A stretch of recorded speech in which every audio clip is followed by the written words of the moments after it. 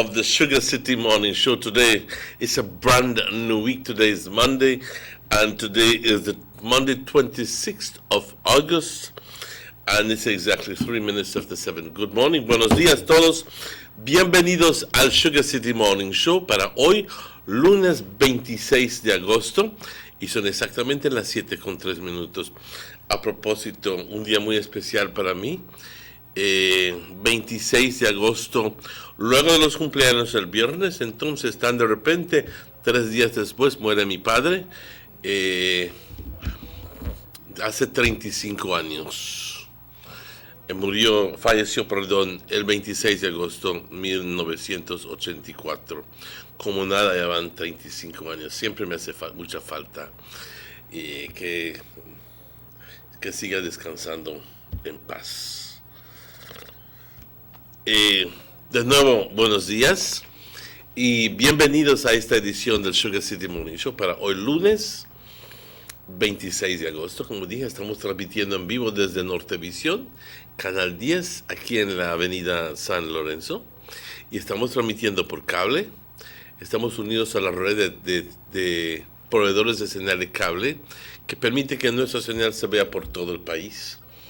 Tomo tiempo aparte para saludar a nuestra teleaudiencia aquí en Orange Walk, buenos días, y en Corozal, buenos días, en la ciudad de Belice, good morning, buenos días también, porque tenemos una amplia cobertura de audiencia en español, que nos ve gente hispana, también Belmopan y Santa Elena San Ignacio, Benque Viejo, San José Socots, también como Dangriga y Punta Gorda.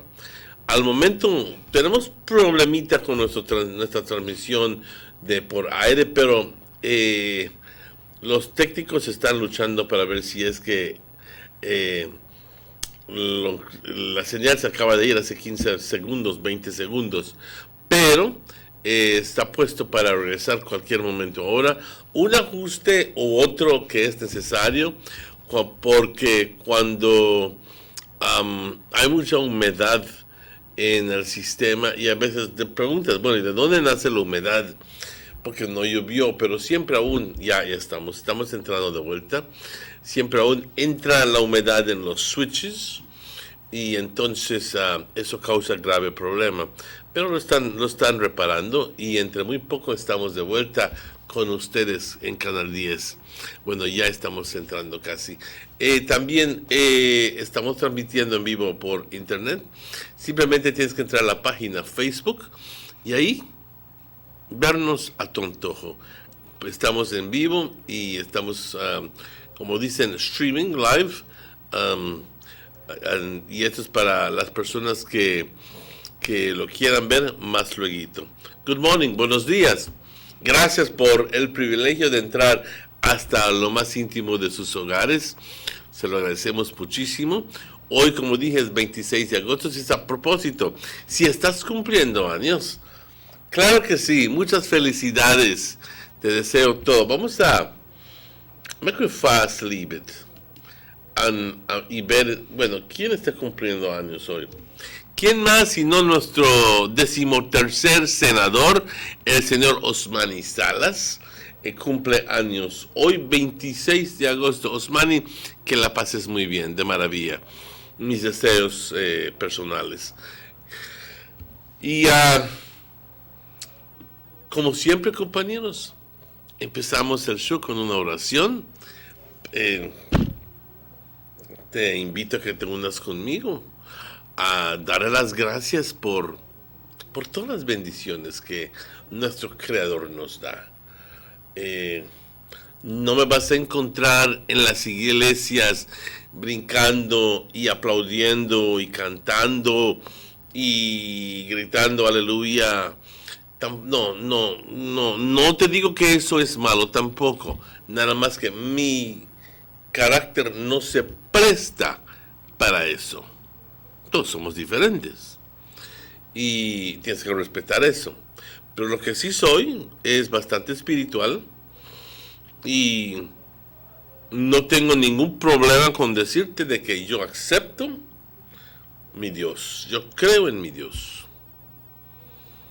Y te invito a que te unas conmigo a reconocer y a agradecerle a este Creador, a este Dios del universo, por todo lo que hace por nosotros. Padre, te doy las gracias por tus bendiciones, por la vida, la salud, las fuerzas, por el bienestar, por nuestros familiares, por todo lo que haces. Hablas con nosotros a diario a través de las experiencias, a través de nuestra conciencia, que es el mejor regalo que nos pudiste haber dado.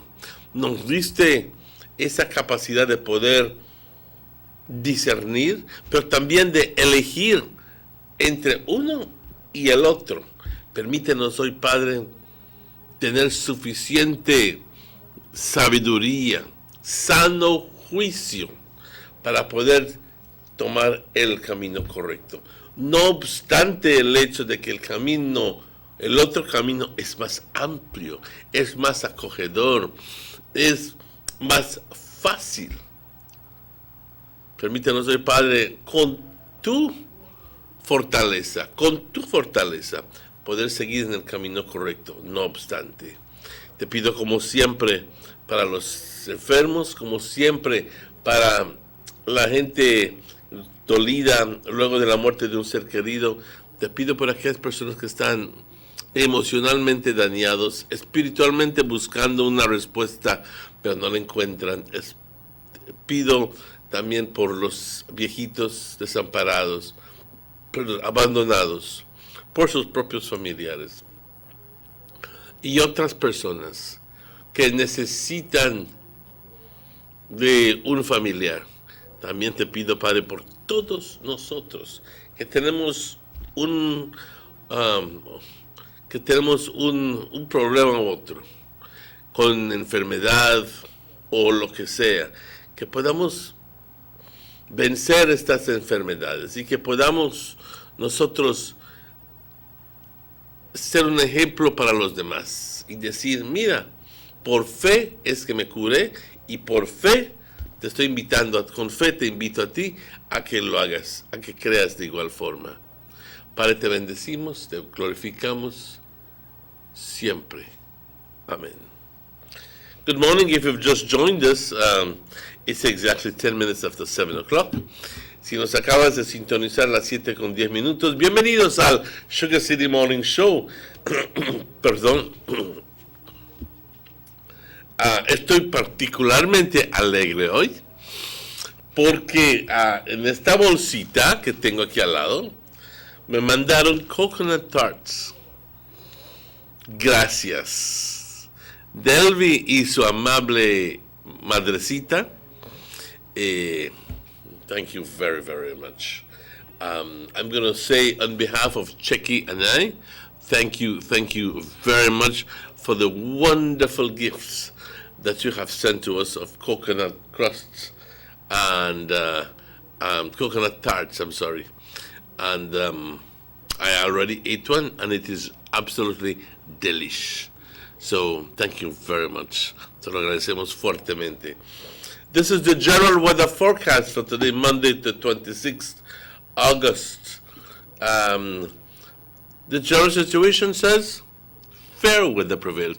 I wish to God they would use another word rather than fair, because it's not one of the best words to use. There I go again. The 24-hour forecast, sunny with a few cloudy spells today and partly cloudy skies tonight. Showers will be isolated, affecting most of the Toledo district tonight. Again, no rain for the north. The winds from the east-southeast 10 to 20 knots. What? Winds from the east-southwest 10 to 20 knots.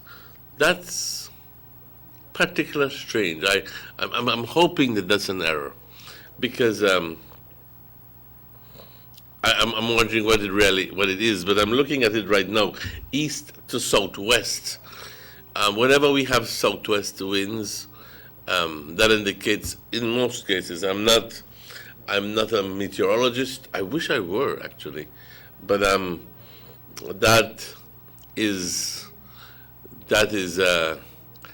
normally brings freak storms and and the like. So I'm hoping that it's an error. Well, maybe not. We need some rain. The sea stayed choppy. Temperatures along the coast, 89 as a high, 83 as a low. Inland, we're going up the wood all the way up to 96 degrees Fahrenheit as a high, 76 as a low. In the hills, a very comfortable 83 degrees Fahrenheit as a high and 70 degrees as a low. There are no advisories. And just quickly turning the page to the National Hurricane Center in Miami, Florida, we have Tropical Storm Dorian. That's the same storm that I was talking about, referring to on Friday last, which has evolved to tropical storm status, but is not, I repeat, is not presenting a threat. It is forecasted to go north. In other words, to go, if you look it up, it goes over parts of Puerto Rico and Hispaniola, and then which is the Dominican Republic, and then on to the Bahamas, and mostly into the Florida Peninsula by Saturday or Sunday of this week. So already as a hurricane. So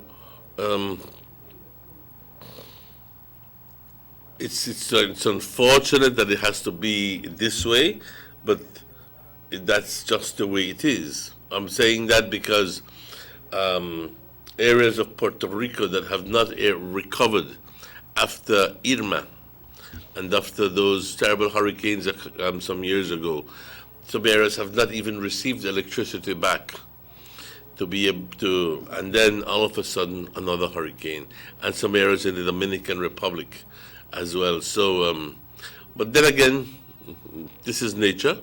This is just the way it is. At the moment, there is no other storm or anything of the sort that is presenting a threat to us. The outlook for tomorrow, Tuesday and Tuesday night, is for isolated showers to develop around the country.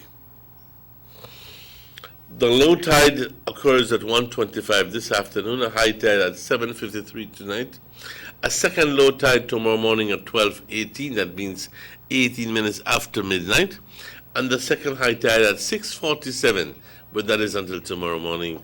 The sun rose this morning at 5:37, and the sun is setting this evening at 6:10. The moon actually is setting at 3:03 this afternoon, and then the moon is rising tomorrow morning at 2:32. Thank you very much, Francisca Wellington, who posted this update at 6:47 this morning. So thank you very much, and to all the other people working in the Med Service. Thank you very much. Buenos días, compañeros. Aquí les va el reporte del estado del tiempo para hoy, lunes 26 de agosto. Y lo repito, si hoy cumples años, te deseamos todo lo mejor a ti, de parte de todos aquí en Nortevisión, Canal 10. Al honorable senador Osmani Salas, muchas felicidades. Hoy cumpleaños. Muchas felicidades. Él y otras personas. La situación general: tiempo seco, tiempo caluroso, predomina sobre el país de Belice. Para las siguientes 24 horas, soleado, con algunos periodos de nubosidad durante el curso del día, parcialmente nublado por la noche, chubascos aislados, pero afectando más el distrito del Toledo, es más el sur del país. Vientos del este, sud-este, y aquí estoy tomando libertad en corregir el reporte. No veo que, a menos de que así sea, que del este y luego tan de repente del sudoeste de 10 a 20 nudos, El estado del mar agitado. Temperaturas por la costa 89 como una máxima, 83 como una mínima. Y en el interior 96 como una máxima, 76 como una mínima. Y por las colinas 83 como una máxima y 70 como una mínima. Mantengo de que los vientos, yo creo que aquí es un error de la persona que tecló o digitó el reporte. Me imagino que es el este y sudeste, no este-sudoeste. Principalmente porque cuando tenemos vientos del sudoeste indica que algo raro. Por lo general no vienen los vientos del sudoeste, pero cuando sí solemos tener vientos del sudoeste es cuando tenemos tormenta tan repentinamente y que tenemos entonces la gran posibilidad de fuertes vientos, etcétera.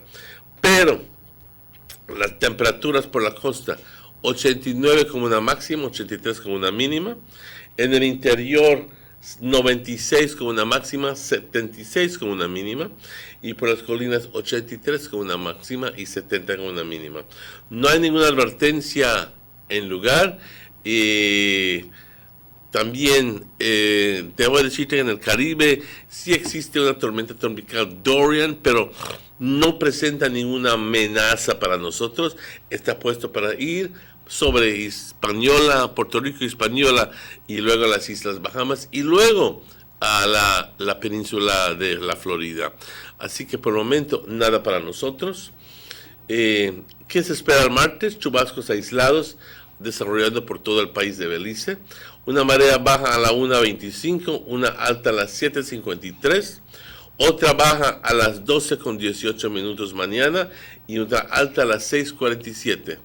El sol salió hoy a las 5:37 y el sol se oculta a las 6:10. De igual forma, la luna se oculta a las 3:03 hoy por la tarde y sale de nuevo mañana a las 2:32. Muchas gracias, Francisca Wellington, por esta información, y también a nuestros patrocinadores, Government of Belize Information Center, Belize Tourist Board, Digi, A&R Stores, Vaquitas House of Culture, German Vega and Sons, Vega Imports, Vega Distributors, and Gillette's Meat Shop. Vamos a una pausa, son las 7:20 y estaremos de vuelta con ustedes con mucho más luego de estos anuncios. No se vayan.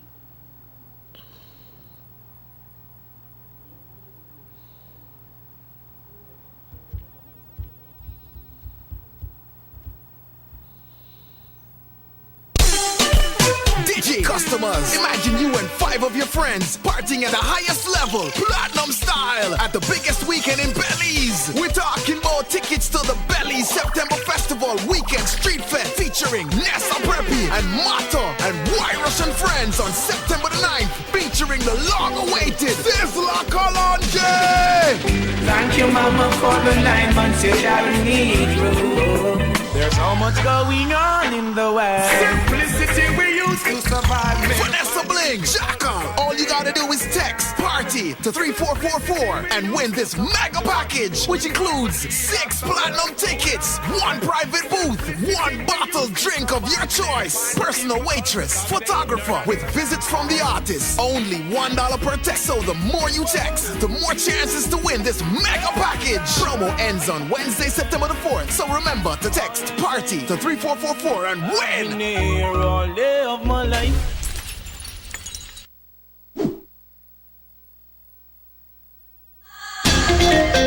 It's back to school time once again, and the only store to visit for all your back to school needs is A&R Store on Baker Street here in Orange Walk Town.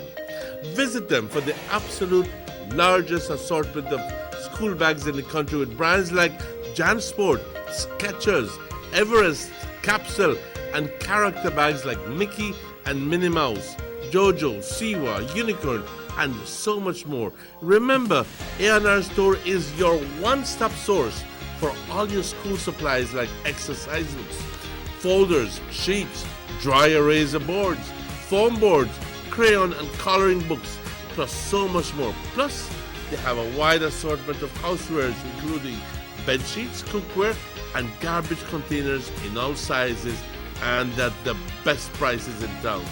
Visit A&R on Baker Street today, now with extended hours to better serve you from 8 a.m.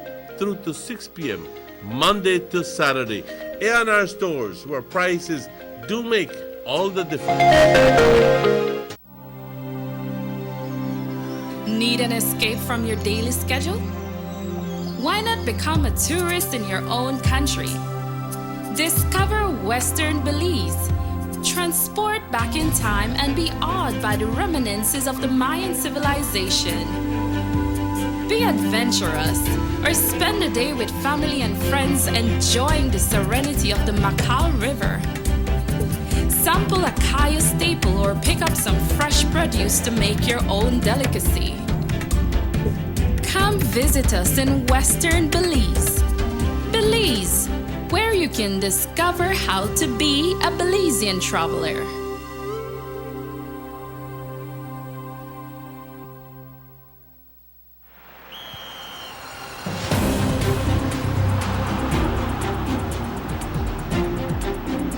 World-class spaces for Belizean athletes to thrive and fans to enjoy.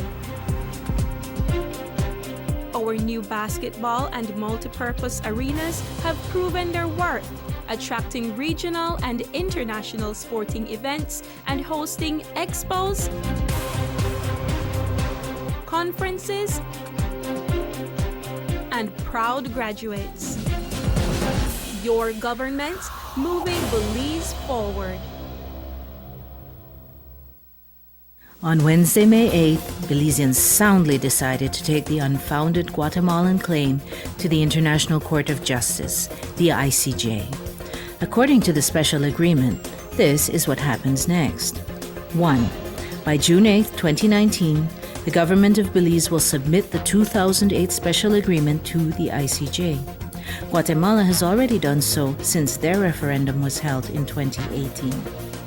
This will give the ICJ official authority to hear the dispute and to deliver a final binding result. The ICJ will then prepare a notice of when the trial will commence. 2. Next, Guatemala will have up to 1 year, that's 12 months, to submit their case to the ICJ. 3. Belize will then have up to 1 year, that's 12 months, to respond to Guatemala's submission. 4. From there, Guatemala will be given up to 6 months to reply to our arguments, and 5. Belize will then have up to 6 months thereafter to reply to Guatemala's response. 6. After the period of written arguments ends, the ICJ may allow additional pleadings, including oral arguments, and would set deadlines for those. 7. Once the timeline for arguments has ended, the ICJ will deliberate and make a ruling in accordance with the instructions and authorities granted to them by Belize and Guatemala, as per the 2008 special agreement. 8. After the ICJ's ruling is delivered, Belize and Guatemala will have 3 months to establish a joint commission to physically demarcate the boundaries between the two countries in accordance with the ICJ's ruling.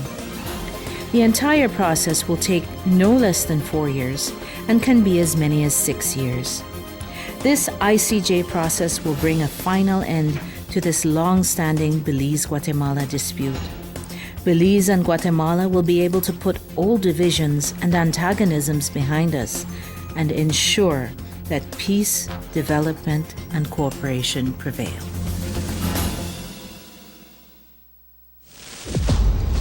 Take a journey with us to endless possibilities. Our future as a country is now. DigiNet Boost is countrywide. Taking Belize into the future and nationwide technological evolution. As the most advanced fiber connection, Diginet Boost is a step forward into a modern world. Belize is powered by Diginet. Diginet Boost, now available countrywide.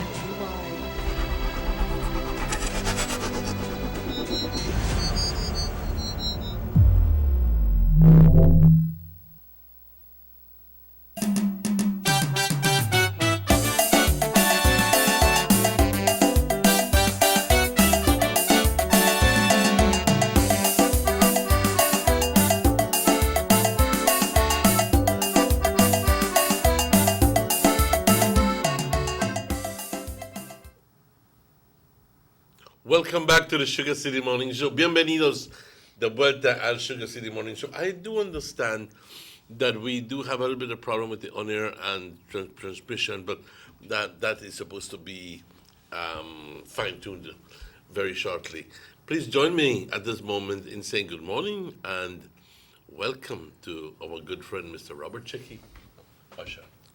Buenos días, Checky. Thank you very much, Mr. Martinez, and good morning to all viewers of North Division Channel 10. It's Monday. That's right, folks. It's Monday. It's the 26th day of August 2019, the last Monday in the month of August and the last Monday before free paper bun for the kids to go back to school. We know that high schools have started already, and in the U.S., most schools are opening today. It's a lovely, beautiful morning, a lovely, beautiful day. We start this morning congratulating the Kodikader team from Belize. They won gold. Congratulations. We win what? Gold. Gold? Yeah, the Kodikader game. It was held somewhere in Central America, but Belize participated and they win gold. I believe it's in football. And only score goal, but they won gold. I'd like to congratulate the Mundialito team led by Mr. Glenn Banja-Tillett. They won the Mundialito finals yesterday as well. So lots of congratulations going out there this morning. And congratulations to everyone waking up this morning and feeling good today. A lovely, beautiful morning, a lovely, beautiful day. When they wake up, they feel bad? No. Yeah, and congratulations and thank you to Miss Betty this morning for the tart. What you call that? Promise made, promise fulfilled. Thanks, Delvi. It's good. I don't nyama, like the girls say. Yeah. Mr. Martinez, coming up shortly, we will be having one of NEMA coordinators here on the show. But before we talk about the big brawl that happened on Friday at Gala Lounge, I saw yesterday of two bushfires right here in town. One early yesterday morning around the area in the Orange Walk Central area, right in front of Mrs. Sandra Bermudez area. You know where Nelita lives? That open lot there was burning. The fire engine reached. And in the evening, about 6 o'clock, right in front of us here, there was a big bushfire as well. So bushfire right across the street around the Bishop Martin area. Oh, really? Big bushfires. So we know what caused some of these bushfires, that's the right? reason why the fire engine was speeding down Otrobenke Road. Right. Yesterday morning or in the evening? Because one was in the morning and one was in the evening. Well, very possible it was in the afternoon. Yeah, okay. So bushfires are happening, and we'll be talking about that with Mr. Leiber when he comes on the show. But Mr. Martinez, everyone was looking out for this big meeting on Friday, and it happened, and you happened to be there. I happened to be there, yes, and I also happened to walk out of the meeting because and this is my personal thing. We went there with expectations. We went there, and there was a lot of us. The place was almost filled, and I was so glad to see so much participation from Orange Walk people.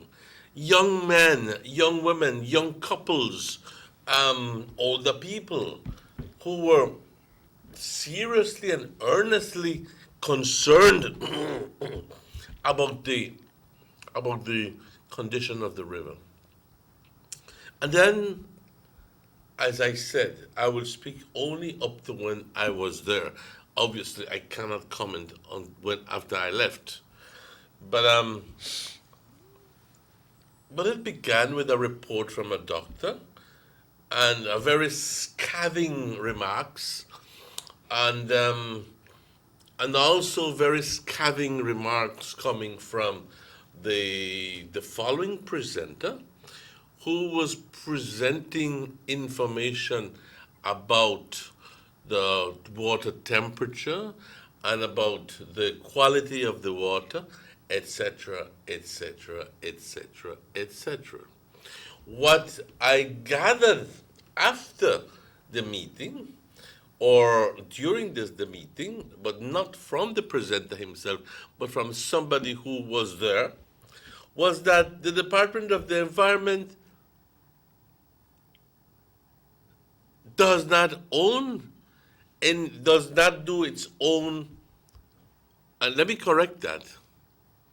The information that they presented to the public was information that has been collected by no other than Belize Sugar Industries. And they don't do independent analysis, or if they've done it, they have not presented to us. So what's the use of me listening, standing there or sitting there and listening to possibly doctored information, when at the end of the day, it's the people from the Department of the Environment who are damn well paid to do that job. Hello?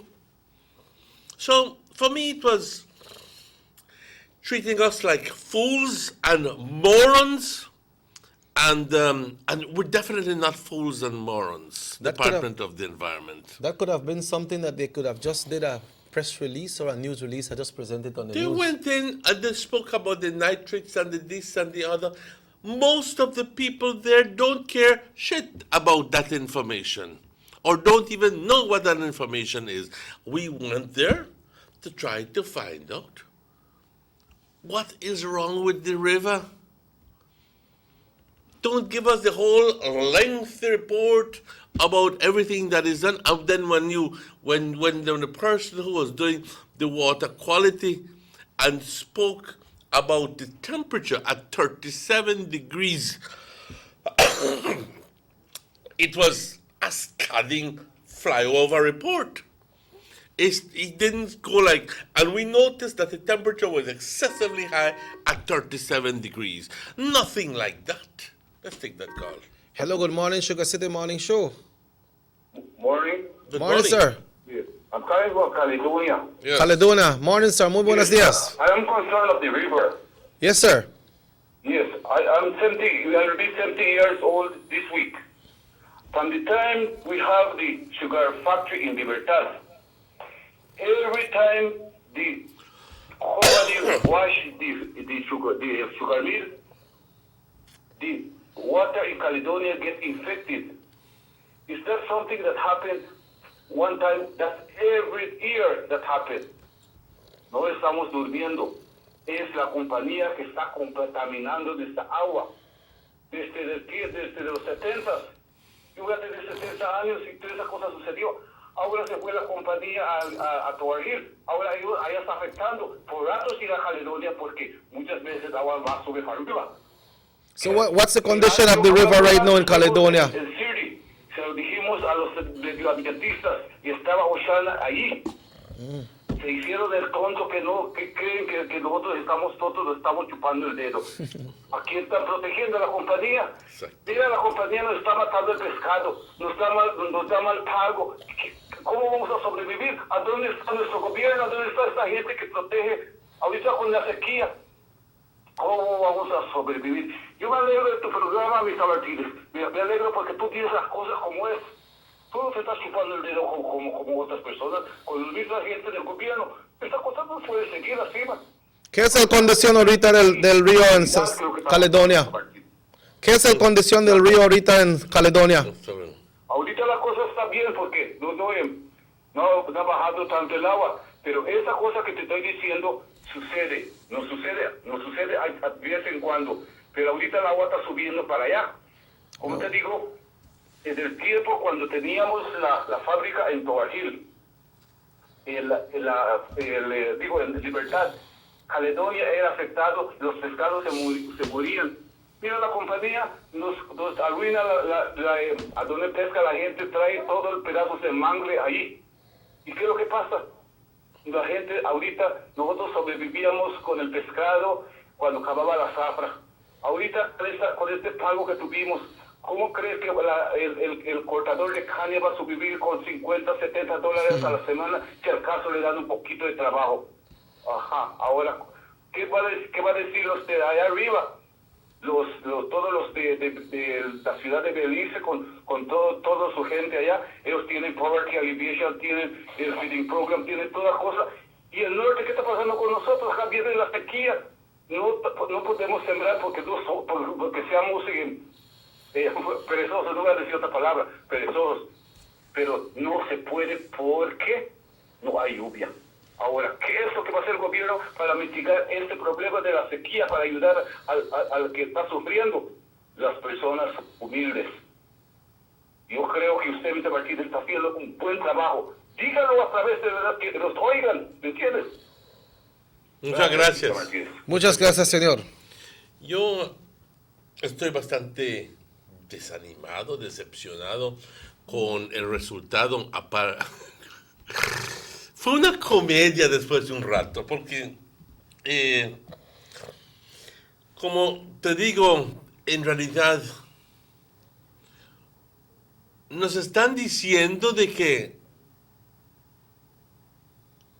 no pueden ellos identificar o apuntarle el dedo a una entidad porque la contaminación del río es problema de todos. Es cierto. Es muy cierto eso. Pero ni la ciudad de Belice, con tanta, no quiero decir la palabra, en el tiempo antaño, con tanta puerqueza que se tiraba dentro del río, en los canales, que si no quieren una silla lo tiras al ¿cómo se llama? Si no quieres un nene, ahí lo tiras ahí dentro, perdóname. Pero ahí van las mujeres con sus cubetas de excremento, ni el río Belice con tanta efluencia de parte de la gente empezó a tornarse el color que nuestro río ha tornado. Así que ese cuento de que es parte de nuestra responsabilidad, claro que es parte de nuestra responsabilidad colectiva, pero yo no creo que la contaminación que viene de parte de la gente que vive en el pueblo está causando este problema. Yo creo que una entidad que está, perdóname, pero lo voy a decir, está mandándole regalos bastante fuertes al Departamento del Medio Ambiente. Sí, lo dije. Están mandándole regalos bastante fuertes a la gente del Departamento de Medio Ambiente y están ellos en torno encubriendo al otro partido, al establecimiento. Es bastante simple.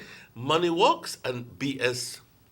Money talks and BS walks. So lo que estás diciendo, Mr. Martinez, is that to your belief with the presentation that was done, the Department of Environment, they never really gone on the river and do no kind of testing? Well, they did what is called a facade. What you call What it? a facade? What a facade? Make believe. Oh, okay. Make believe. So they don't have But the first hand. The thing is that they took samples. Where do you think that they got those? Where do you think they did all those tests? What do you think they did all those They're not things? got a lab? Well, they did it here in Orange Walk, as far as I know. I may think they could pick up the specimens or I whatever. am and take so disappointed and so discouraged with the Department of the Environment. It is not funny. It is not funny. I would like to, and this tells me that there is something going on. Can it be perhaps an arrangement that we don't know of when ASR took over Belize Sugar Industries?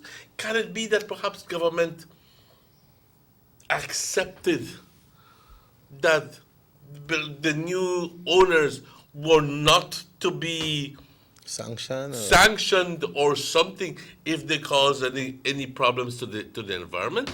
I'd like to challenge Mr. Osmani Salas, if he can, to investigate this further.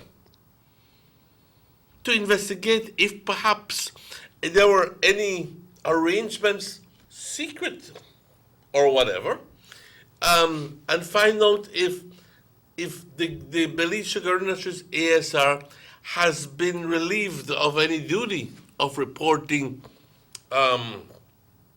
wrongdoings, or if perhaps they have some sort of cover letter saying you can't mess with BSI for the first 10, 15 years, something that permits them to do whatever they want. Well, come out and say it if that's the arrangement so people will know what happened. But those arrangements are not easy to find because they are secret arrangements. They're not in anybody's those you have to talk to certain people to find that out. Who? All the previous managers and CFOs and CEOs and everything. I imagine that they're signing an agreement saying, I'm going to keep my mouth shut. I'm not saying that that's what it is, but I'm thinking that the sign one thing saying, I will not release any of information, and however, I am willing to accept the full payment from Belize Sugar Industries. In other words, they're paid to keep their mouth shut. But apart from that, Mr. Martinez, was it reported? And it's a serious situation, because then who do you go to? Who do you go to? I believe this is way beyond us. I believe that at the end of the day, there has to be something that encourages, but that, well, yes, up to a certain point, gives BSI the ability or whatever company out there to be dismissive of whatever accusations there are against them, and to be able to say, tell you what, no, can't touch. We know a release. We and even with the arrangement they have, I mean, this is a powerful conglomerate, very big money going on there. Okay? They don't have, I imagine, they don't care too. I don't want to use that word, but they don't care about spending money to be able to have PR managers and public relations this and public relations spokespeople and people from here and people from there, just defending Belize Sugar Industries. Defending them from what? Unless they damn well know what they have done.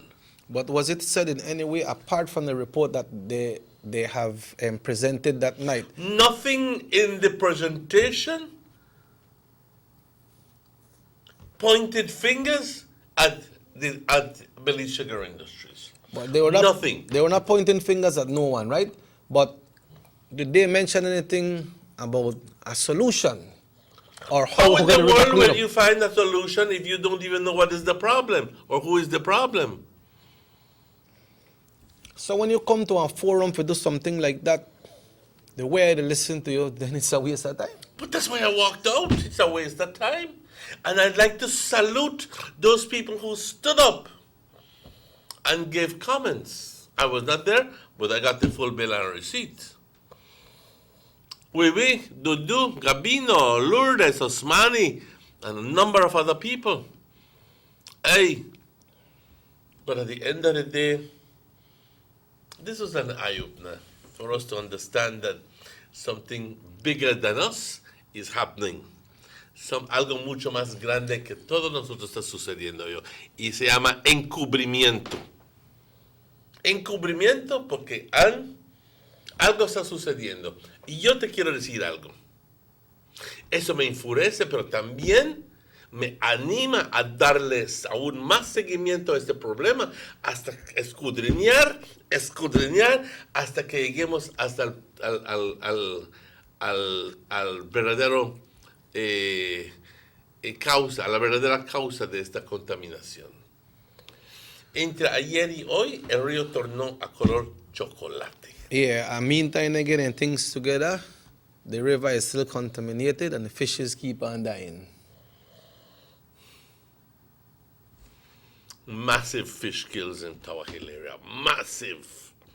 Miles y miles y miles. ¿Qué está sucediendo? ¿Qué está sucediendo? Well, yo creo que tenemos de poner al Department of the Environment a un lado y conseguir reportes independientes. Porque si nosotros no podemos conseguir un beneficio de nuestro propio departamento no les tengo confianza, punto. ¿Para qué mentirte? No les tengo confianza. Ya lo dije, no les tengo confianza. Entonces, lo que tenemos que hacer es buscar personas independientes que nos hagan el trabajo de expertos, quizás de otro país, que vengan a hacer las pruebas. Pero, ¿cuándo? Esas cosas hay mucho dinero. Así que yo creo que vamos a tratar de establecer un fondo. Yo creo que la gente no va a negarse a contribuir, que $1, $2, algo así, para conseguir independent chemists and so forth del extranjero.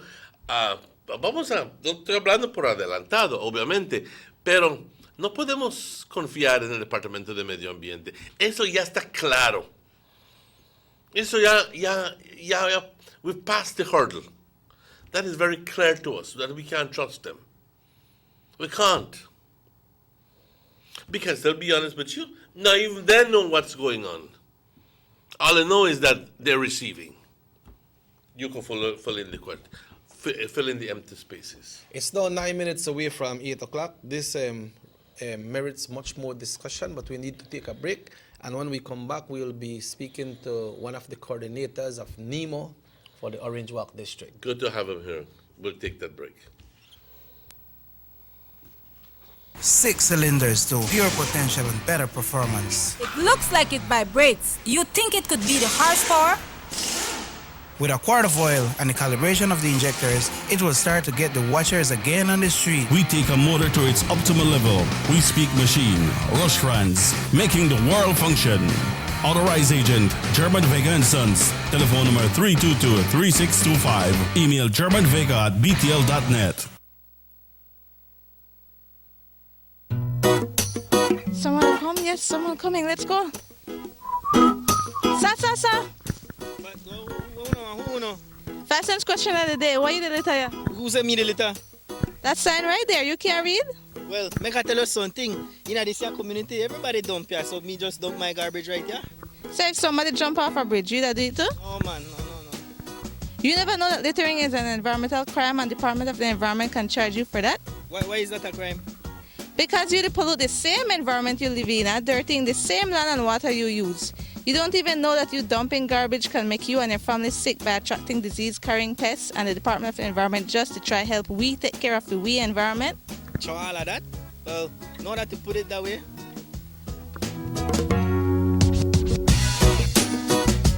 Thanks for your 5 cents, brother.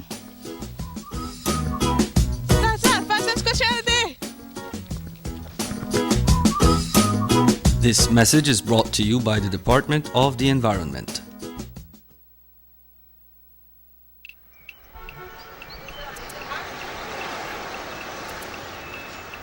Everyone needs a getaway. Why not make it in your own backyard? Learn the history of your old capital.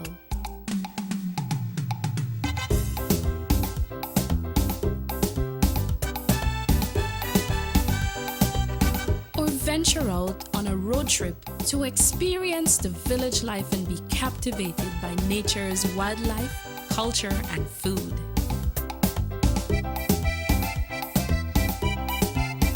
Belize, where you can discover how to be a Belizean traveler.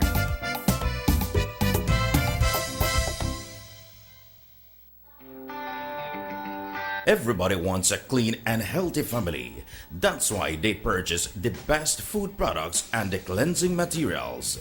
This time, we give you a bigger size of La Costeña products like the mouth-watering fried beans and the pasta sauce.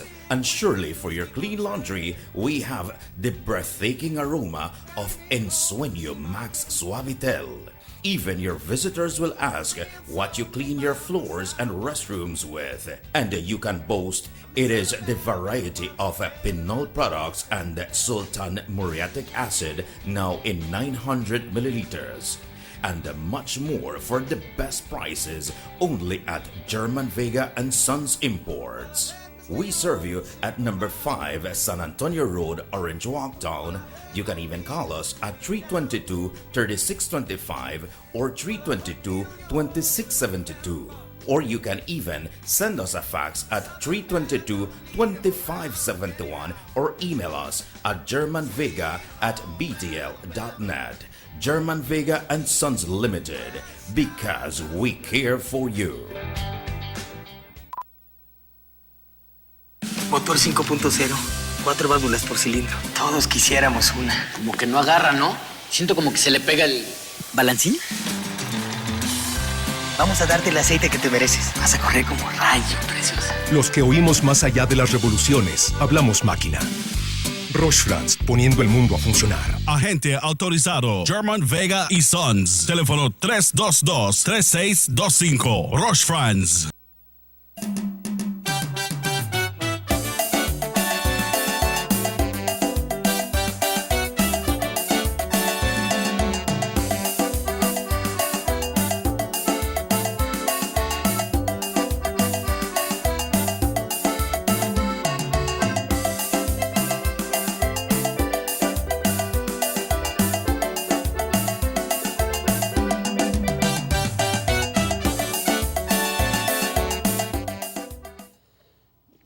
Welcome back to the Sugar City Morning Show. Bienvenidos de vuelta al Sugar City Morning Show, perdón. Son exactamente las 7:56 o las 8:04. Hoy es el 26 de agosto, el lunes, y es el último lunes en el mes de agosto. Por favor, únanse conmigo a darle la bienvenida al señor coordinador de NIMO, el señor Leiva. Buenos días y bienvenido al Morning Show. ¿Cómo estás? How are you doing? Good, fine. I'm doing well. Okay. I'm glad to be here once again. It's the second time I'm here. Dirías, no, I don't know if you want to prefer to speak in Spanish or English, como sea. Como sea. Dirías que tu llegada aquí es prematura, puesto que no tenemos ninguna amenaza, gracias a Dios, no tenemos ninguna amenaza al momento, pero, como dices, it's better to be safe than to be sorry. That's right. Es mejor ser precavido de que ahora, informado, porque me imagino que ustedes, sentándose como coordinador de NIMO, tienen input del National Meteorological Service, y les llaman de vez en cuando y les indican qué son las condiciones atmosféricas, etcétera, etcétera, porque una emergencia no tiene que ser huracán, también puede ser sequía. Sí. ¿Mm? Y entonces, ¿cómo es que ha estado respondiendo, puesto de que nosotros estamos aquí casi en condición de emergencia aquí en el norte? Sí, estamos. Casi en condición de emergencia porque estamos puestos a perder cientos de miles de dólares en producto que simplemente se está yendo a la ruina en la finca. En anticipación de un poco de lluvia que desafortunadamente no cae. ¿Qué son las lo que se espera en términos de lluvia? ¿Que tiene algún adelanto de información que para el mes de septiembre debe de caer bastante lluvia? O porque hay pautas en lo que se trata de el clima. Hemos visto, Mr. Martínez, que el tiempo ha cambiado bastante, ¿verdad? Y las esperas de cosas a veces cambian de día a mañana, ¿no? Entonces, hay que estar preparado para todo. En condiciones de lluvia, hasta ahorita, si vemos lo que el Met Office nos avisa, por ahorita no hay lluvia. Entonces, estamos viendo una sequía. No va a haber lluvia. Estamos viendo una sequía más extendida. Quizás hasta tal vez medianos de septiembre. Wow. Pero como digo, las condiciones climáticas cambian de día a mañana, ¿verdad? Entonces, la preparación es importante. ¿Se ha considerado la emergencia que pudiera surgir aquí en el norte si es que no llueve hasta dentro de un mes? Sí. Cuéntanos más acerca de eso. NIMO, como decimos, NIMO actúa en emergencias no solo de huracanes, no solo de tormentas, no solo de terremotos, ¿no? Tenemos que estar preparados para todo tipo de emergencia, ¿no? Entonces, a como va yendo el paso, entonces nos vamos preparando. Y ese es un llamado que va a tener que venir de las autoridades más arriba, ¿no? Siempre y cuando nosotros demos nuestro reporte de lo que está pasando, porque siempre... Y tú has dado tu reporte. Hemos dado el reporte. Así que queda muy en claro que los de ahí más arriba que van a hacer la decisión ya se le ha informado de que estamos pasando por una situación bastante severa. Sí, simplemente también estamos viendo los casos de dengue, ¿no? Que también nos hemos incorporado con el Ministerio de Salud.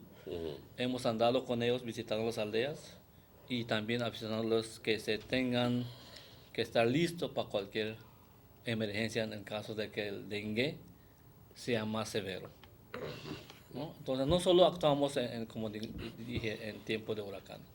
No tenemos que ser proactivos en cualquier tipo de emergencia que pase. ¿Alguna vez has tenido que responder a un caso en algún estado, algún distrito de Belice, a un caso similar, de, digamos, una sequía, que llegó a condiciones tan severas de que estamos hablando aquí de entre un mes, si no llueve hasta entre un mes, de que todo lo que es frijoles, maíz,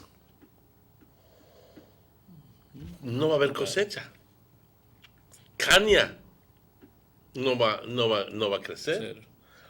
¿Y qué pasa con toda la verdura que necesita de que automáticamente vamos a ver un elevo en el precio de todo esto? Porque va a haber escasez de frutas y de verduras y de granos básicos. ¿Cómo están preparándose ustedes para un escenario posible ahí en el futuro? ¿O estamos preparados o lo estamos dejando a ver qué sucede? Yo diría, don Martínez, que el que tiene que tomar las riendas en la mano es el Ministerio de Agricultura ahorita, ¿no? Para preparar a la gente para este desastre. Entonces, cuando ellos pongan en puesto algo que diga, pues, este es el plan por si acaso no llueve. Entonces vamos a estar unidos con agricultura, ¿no? Para ver cómo nosotros podemos asistir, ¿no? Nosotros no podemos brincar sobre ello sin que el Ministerio de Agricultura tenga su plan. Yo entiendo que tiene que haber protocolos, yo Sí, entiendo eso perfectamente bien. Sí. Entonces es lo que hay que pasar. Y también los agricultores se tienen que unir también. Este no es tiempo de estar diciendo, pues, hay que esperar que este haga esto, el otro haga lo otro, ¿no? Hay que unirse y decir, bueno, ¿qué plan tenemos como grupo? ¿Has visto tú, y voy a insistir, has visto tú una imagen donde en Blue Creek el maíz está así, pequeño, y simplemente lo que están haciendo es decimarlo completamente porque no va a haber cosecha este año? No. Eso es situación de emergencia. Sí. Ya de emergencia. ¿Cómo responde National Emergency Management a esto cuando ya tenemos condiciones de emergencia? Como dije, don Martínez, el que va a estar directamente encargado de esta emergencia es el Ministerio de Agricultura. ¿Por qué no ustedes? Porque nosotros, el mandato de nosotros, por ahorita, ¿verdad? De noviembre a diciembre, es el desastres naturales como huracán y esas cosas. Sí, yo diría, hay que estudiar todo. Así que me estás diciendo que el NIMO no está preparado para emergencias de sequía dentro del país. No le diría que no, ni le diría que sí. Tuviéramos que sentarnos NIMO, ¿no? Para estudiar cómo actuar en este caso. Porque nunca nos ha pasado, ¿verdad? Pero pues estamos ahora viendo que ya nos está sucediendo. Sí, pero nunca lo había pasado antes. Entonces, ahora hay que planear para otro tipo de desastre, ¿verdad? Que ya vemos que los climas han cambiado, el tiempo ha cambiado, los desastres vienen diferentes ahora. No tenemos lluvia, tenemos dengue. Como dices, si no es Juana, es Chana, si no es su hermana. Exactamente. Y la preparación ahora viene siendo diferente. El enfoque viene siendo diferente, ¿no? Entonces, los diferentes departamentos que están encargados de ciertas cosas, los tenemos que unir, ¿no? Y decir, bueno, esto es lo que tenemos que planear ahora. Estamos viendo que esto nos está sucediendo. Tú como representante de aquí del norte, Orange Walk en particular, les haces en tus reuniones con los jefes y eso, me imagino que ya les has tratado de impresionar suficientemente el hecho de que estamos pasando por condiciones bastante severas, ¿verdad? Sí. Y es más, ahora tenemos que sabemos que ahorita la temporada de huracán ya llegó está llegando a su clima, ¿verdad? Alta. Entonces, en esas reuniones que tengamos, porque tenemos en las juntas tenemos reunión de todo departamento de gobierno. Entonces, ahí vamos a estar hablando de todo tipo de desastre ahora. Nosotros ya nos unimos con como dije, el Ministerio de Salud, ¿no? Ministry of Health, para ver este caso del dengue, ¿no? Que nos está azotando ahorita, especialmente Corozal, Orange Rock, ¿no? Aquí del norte. Ahora hay que unirnos con el Ministerio de Agricultura. Pregunta así al azar. ¿Cómo vamos con los casos de dengue? ¿Han disminuido? Estamos tratando de controlarlo. Cuando fuimos a la primera vez de juntas con las aldeas, ¿no? Nos formamos y decimos, hay que limpiar todas las aldeas, ¿no? Ese es el primer plan. Ese es el primer modo en que tratamos de disminuir los casos de dengue. Porque sabemos que un puesto sucio es un puesto donde el mosquito siempre va a estar ahí. Si lo limpiamos, disminuimos el brote del mosquito de dengue, ¿verdad? Muy bien. Eso es el primer plan. Ahorita todas las aldeas están en ese plan. ¿No? The rains are not here yet. Do you expect that when the rain comes, do you expect it that will be heavier than usual? I do believe so. I do believe so. I believe that when it starts to rain, we're going to get a lot of rain, and then that leads to some areas that will be flooded. Have you checked the part of the weather? Because last week I was in San Ignacio. It was raining heavy in San Ignacio, and I heard report from the south that it's been raining heavy in the south. Well, what's the difference in the west and south that they have rain, and in the north we're not having rain? As a person who has studied natural resource, we know that Punta Gorda, Cayo, those areas have a lot of trees. Trees equals condensation, evaporation, well, the complete water cycle. We in the north here have lost a lot of our forests, right? Due to agriculture, the cane, and so on and so on. No? So we have seen a gradual change in our weather pattern, especially in the rain. Because sometimes we see the clouds making up like it's going to pour a heavy rain, only to find we only get a slight drizzle, and that's it. And they wet the streets up. Yeah, exactly. Right. So. And a lot has to do with the altitude as well. Yeah, altitude as well. The rains, the clouds come in. The rain, right? Or form along the coast, and then all of a sudden they are confronted with the mountains on down south, and they have to rise. And when they do that, the load becomes too heavy, so I have to dump their load. So we don't have that situation here, except maybe around Blue Creek or so forth. But then it's not happening. Not even it's not even there. It's happening because then the rise is not as pronounced as down south. Yeah, but it's we only understand. 400, 500 meters. We understand it's the same when it comes to the border towns of Quintana Roo. Yeah. That in Chetamala and those areas that are adjacent to Belize, they are not getting heavy rains either.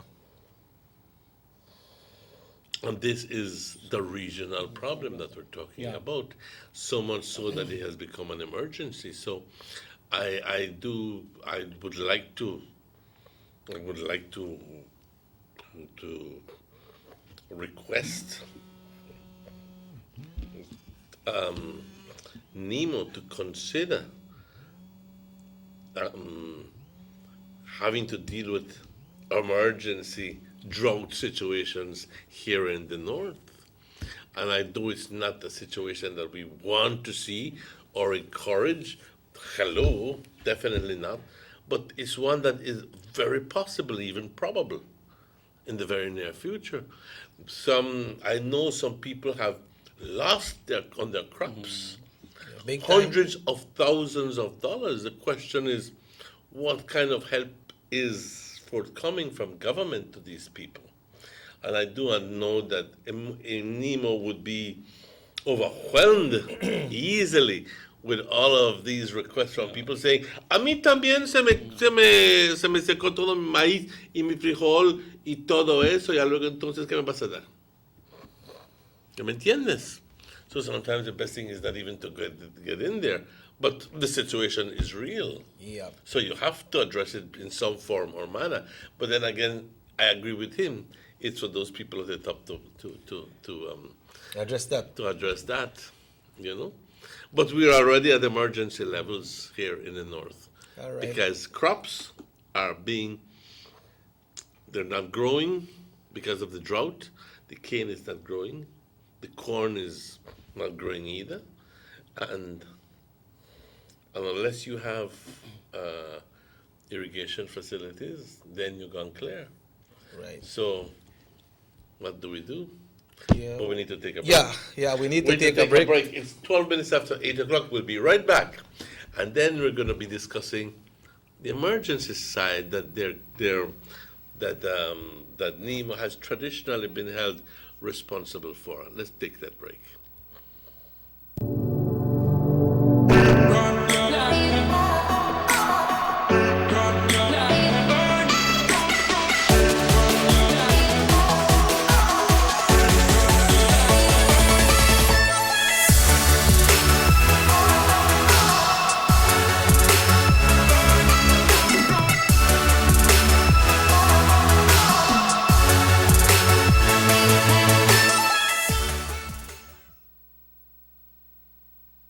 You have an 8-cylinder powerful engine disguised as an aluminum alloy that spins at 8,000 revolutions per minute. Goes like this. You think it's a turbo?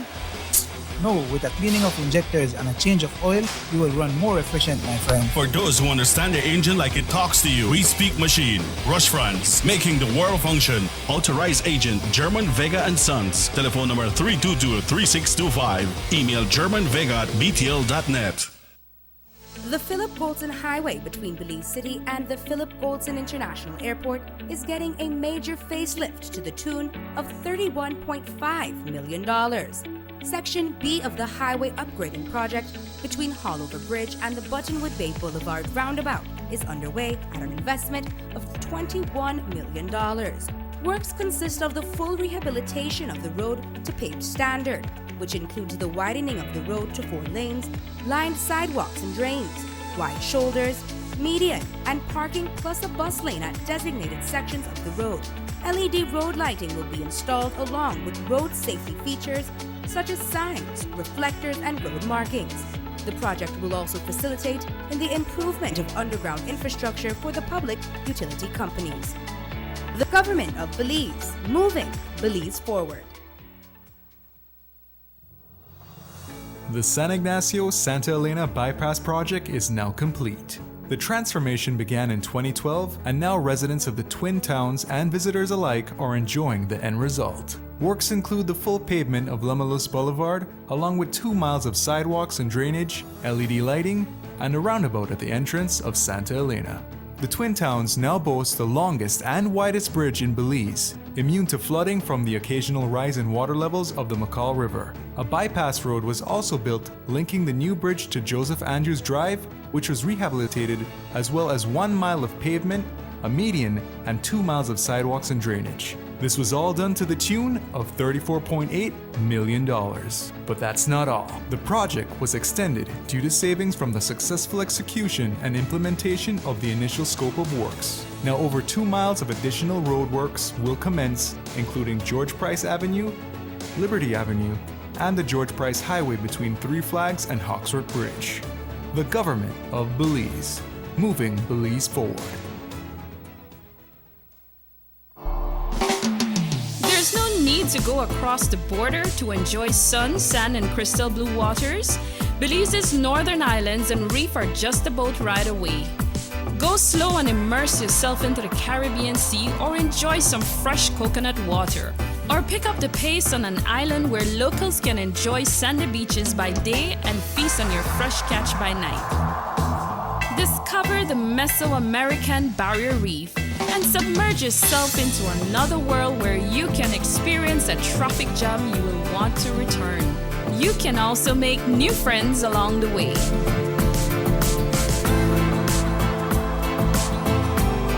Belize, where you can discover how to be a Belizean traveler. Notice the residents of rural communities in Orange Walk and Corozal districts. If you value your health and your children's health, you will dispose of your garbage only at approved sites. The disposal of garbage at any other location is illegal, and if caught, you can be fined up to $5,000. If you don't get caught, you can still suffer health impacts caused by these illegal sites, because illegal dump sites harbor pests such as rodents, possums, and mosquitoes that carry diseases. These can transmit those diseases to you and your children. In addition, the garbage you throw away illegally can contaminate water bodies near your community, the same water bodies you might use for recreation or other purposes. Only with your help can the Department of Environment ensure that Belize's development is safe for present and future generations. You can also contact your local village councils or Belize Solid Waste Management Authority for more information. The Department of Environment thanks you for your help.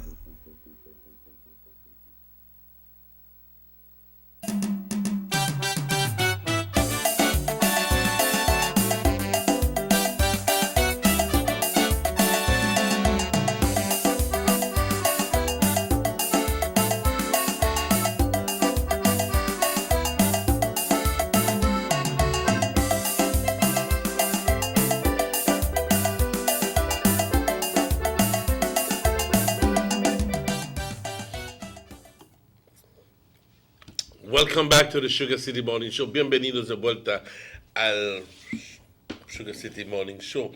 Hoy tenemos el gran gusto de tener con nosotros al coordinador de NIMO para el distrito de Orange Walk, el señor Leiva. De nuevo, buenos días y bienvenido.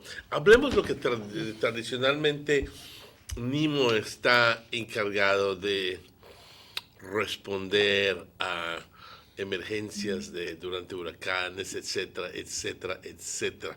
¿Cómo vamos con eso? ¿Estamos preparados? Estamos preparados y seguimos con la preparación. No termina. Las juntas con las comitivas de diferentes agencias gubernamentales siguen. No, cuando llegamos al mes de septiembre, en vez de tener una junta por mes, a veces tenemos 2 o 3 juntas por mes, para ver si cómo vamos con la preparación, porque siempre sabemos que hay cosas que tenemos que trincar y apretar, ¿no? We have to tie loose ends, so we continue those preparations. Last week we got a notice that was sent out by NEMO. Yeah. But that notice was a precautionary notice, right? It was not really a notice to say, okay, a hurricane is coming. But it just serves to remind us to be ready, to be prepared. And in that note, what we are trying to do here in Orange Walk at the NEMO office is trying to sensitize the people, and to how to better prepare themselves for the hurricane season. That Dorian could have easily been coming our way. Yes. Yes. We looked at it last week on the ground, and we're talking about the tropical storm Dorian. Okay. But Colin, in a way, fortunately / unfortunately, is going someplace else. I say unfortunately because we need the rain. I'm not telling you we need the destruction. No, hell no. But we need the rain. But let me tell you something. It's going where it's least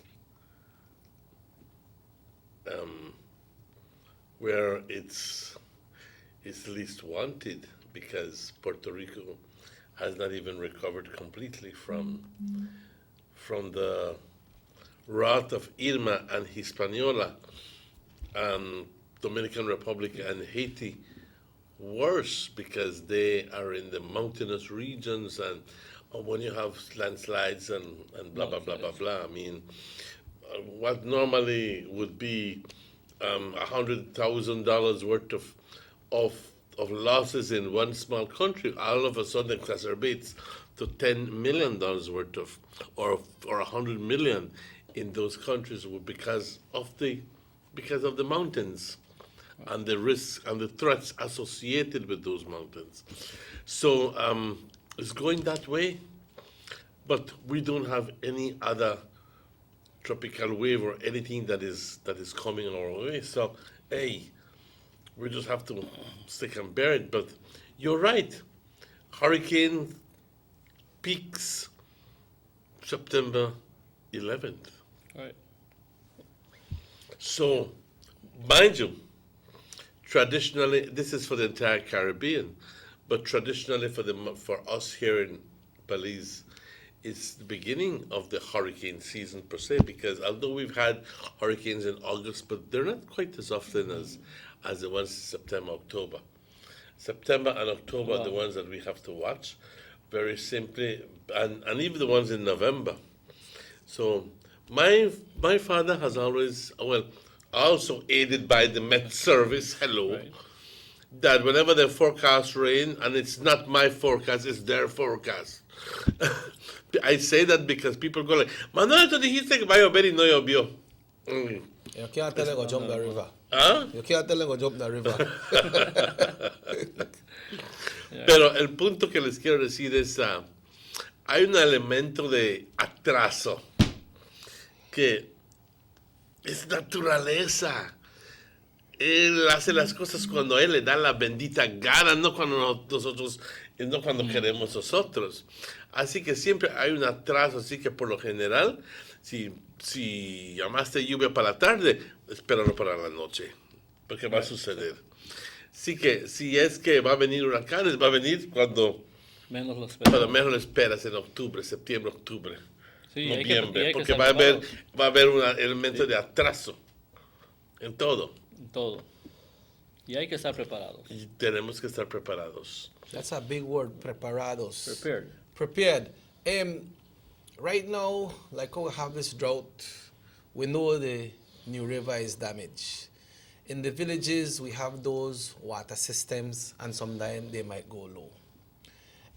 Has NEMO identified some area, some river, where we can get water from, should in case these wells are dried up? Mr. Martinez is telling me that some are already dried up in town. But we're talking about the rural areas now. And I believe NEMO look after these situations as well if they can't get water. Yes, what I was made aware of is that whenever that happens, because that happens once, it has happened, right, where the wells run dry and people are in need of water. No water. No water. What we do is, what NEMO does is they send water from town in bowsers, right? But those waters were retrieved from the river, Wasa, right? Yeah, from Wasa. Oh, from Wasa. Right, Okay. from Wasa. Right, and they send that to the different villages that are severely affected. Do you see anything leading up to that right now, that some of these wells might get dry? We are in contact with the villages, with the village chairpersons, and we are closely monitoring that situation. But you don't have a situation right now where the wells are running dry? Not right now. Praise God, praise God. Okay. Well, it's good that you're prepared as well, you know.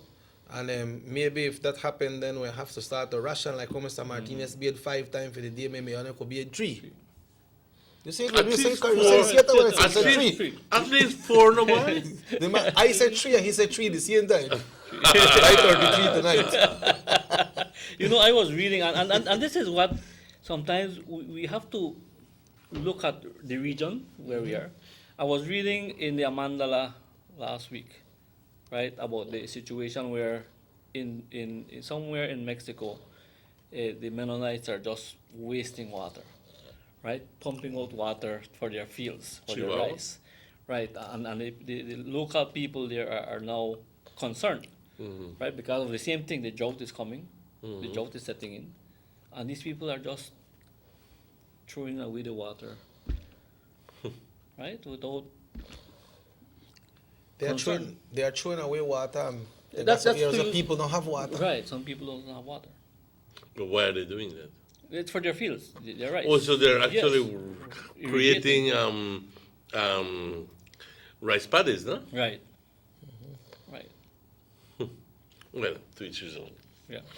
So, but here in Orange Walk, what we'll continue doing is going and meeting the people. We no longer are waiting for people to come to us and ask for information, because it won't happen. So we prefer to now go to the streets, meet the people face to face, and more and more sensitize them. Mr. Leiva, we don't get hit by a hurricane directly hit by a hurricane since 1942. I say directly because that was the last time when we had a hurricane category 2, tropical storm when it came in. Good morning, Sugar City Morning Show. Muy buenos días. Good morning, sir. Good morning. Morning, sir. You're thinking about the road. That's not faith in God. Number one. That faith we don't ask to get from the world. Because remember, the good Lord, every day of your life, whenever we stop every day, every second. We just pray to God. You can go to the church 100 years and you don't have faith in the good Lord, you won't do nothing. God, we have to be new inside of people to be a different person. Love each other as you love yourself, then there'll be a big change in our country. If we love each other. Gracias. Thank you very much, sir. Well, that's one side of the story. Going back to what was I telling you about? We have a text message here that is saying, good morning, Mr. Leiva, do you see any possibility of water shortage when it comes to Orange Walk Town? Not in the near months. Hopefully, we I know WASA is doing a tremendous job right now, ensuring that water reaches everybody. I don't see it. I don't foresee it. We're having scarcity of water. But it will pay for us to be cognizant of the fact that we're going to a drought, right? And we save as much water as possible. Because like the saying says, we don't miss the water until the well runs dry. Right? Yeah, what I was telling you is that we haven't had a hurricane since 1942, because we've had 1961 never really hit Orange Walk, although it did, pero una colita. 1955 was more Corozal and Chetumal. Coast areas. You know? 1942, the hurricane went right over by Tower Hill. And I went over this area here. And we even had a lull. I mean, this is what my grandmother told me. My question is, it's been a while we don't get the kind of flooding, the kind of rains, because believe me, when the rains decide to come down, it will come down in torrents. And some of we are bad because some of the drains will be clogged up. And some of the rivers will be clogged up, and some of the streams will be clogged up. So God forbid we're going to have massive flooding. But it's been a while, sir. It's been a while that Orange Walk not get a hurricane with 100-mile-per-hour winds. It's been a while, sir, that Orange Walk not get the kind of rain sufficiently where at the end of the day, the New River goes up all the way up to Main Street daily. So like you, they beg? No, I'm not begging, sir. Yeah, I'm telling you what has happened in the past. Okay, sir. Okay. I'm telling you what has happened in the past. Where that area around Slaughterhouse, you recall that? Yes. When it becomes flooded, where my cousin used to have to get float up. dory for conduct from out a yard, with the water 7 feet in his yard. Right. No joke, you know. Yeah. That's no joke. Yeah, then that time the water, the run strong pan a stream going down to the river, and they get full up. So that time, still that thing float up in the air. Right now, with the situation of the river, if we have massive rains and all of this dirty, contaminated water comes into our yards, can you imagine what would happen there? People getting sick. Huh? I mean, I don't want to sound as if it's, what is call it, drastic, tragic even, but sometimes we have to understand that there is a design for all of this, and sometimes you have to thank God that perhaps it has not been raining excessively, because all of that polluted water could end up in our yards. Yeah, when it comes to that, Mr. Leiber, what excessive of rain usually has to come down to make that riverside area to get flood? Has to be massive rain. At least how many inches? I say about 4 inches up. 4 inches of rain now within a certain period of time. Right, within a certain period of time. We don't get that recently. We don't get that recently. We don't get that. But right now you might need more than that, no? Yes, right now you'll need more than that because the levels are low. The earth is very dry right now. So since it's dry right now and everything clear up, what's your message to these people that lives on the river banks, the riverside here in Orange Walk? Preparation. What type of preparation? Not only on the river banks, all around town. Like Mr. Martinez said, the drains are clogged up, right? And where the drains get clogged up, you have water settling, right? Because the drain does not allow the water to flow. And even the streams, sir. Right down by San Lorenzo, the what is it called? The Blackwater Creek.